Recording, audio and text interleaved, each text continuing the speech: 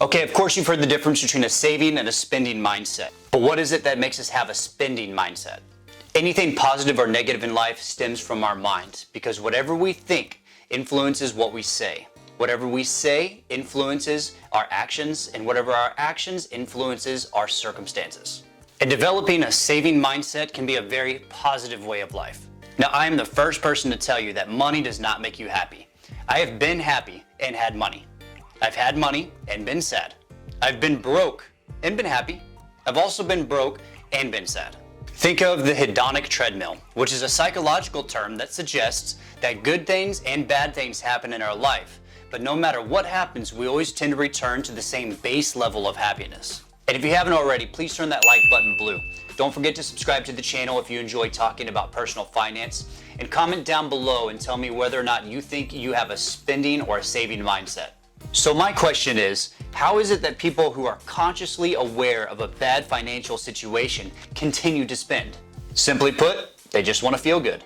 Spendaholics tend to interpret the highs of the hedonic treadmill as, life's good, I want to enjoy my luxuries, and I'll deal with the cost later.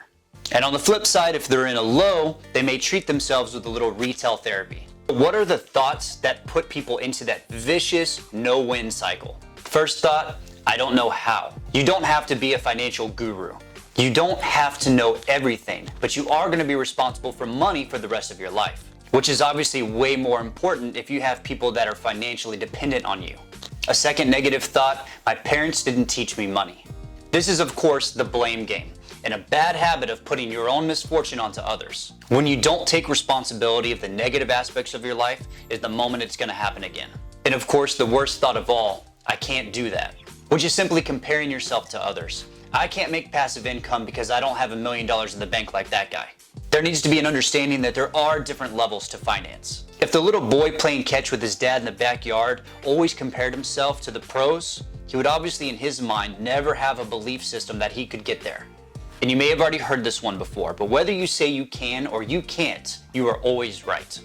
There is great pleasure in the lifestyle of a saving mindset, and it's not about being the richest person in the cemetery.